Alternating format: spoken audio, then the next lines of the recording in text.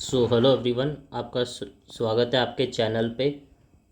तो मैं आपका कम टाइम लेते हुए आपको एक इन्फॉर्मेशन देना चाहता हूँ कि आपने सुना होगा कि ईपीएफओ एक एग्ज़ामिनेशन, एक ऑर्गेनाइजेशन है जो एग्ज़ाम कंडक्ट करवाती है एपीएफसी ऑब्लिक ईओएओ का।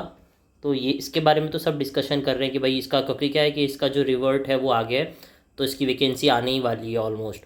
लेकिन आपको एक बात जो इन्फॉर्मेशन मैं देना चाहता हूँ वो है ईपीएफओ डबल एस ए के बारे में।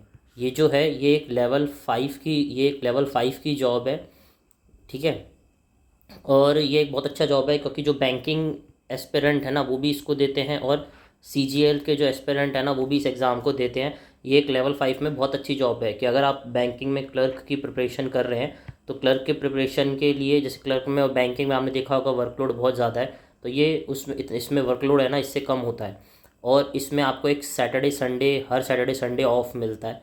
तो ये तो इसके लिए एक अलग से वीडियो कभी मेरे को मौका मिलेगा तो मैं बता दूंगा। ये जो वीडियो है वो बस इसलिए बताने के लिए है कि जो ईपीएफओ में डबल एस ए की जो पोस्ट है, इसका जो एग्ज़ाम है वो जो है जून और जुलाई में इसका नोटिफिकेशन आपको देखने को मिल जाएगा।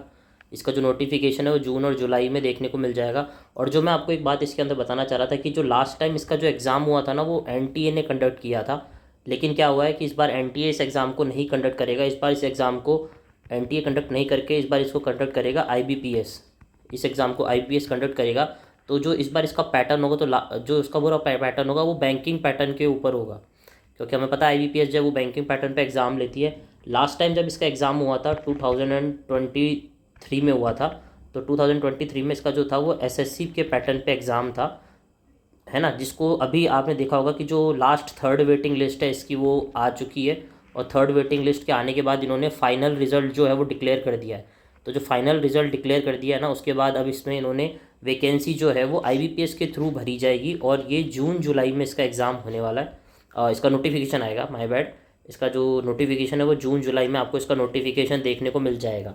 तो अगर आप बैंकिंग के एस्पिरेंट हैं तो आपके लिए बहुत अच्छी न्यूज़ है कि आपको एक अलग से वैकेंसी मिल गई है एग्ज़ाम देने के लिए, जो इसके अंदर आएगी। और अगर आप सीजीएल के एस्पिरेंट हैं तो आप ये देखिए कि आप हल्का सा बैंकिंग पैटर्न के ऊपर काम करेंगे, क्योंकि आपको पता है कि जो एसएससी है वो धीरे धीरे हर एक उसके अंदर सेक्शनल टाइमिंग को इंट्रोड्यूस कर रहा है।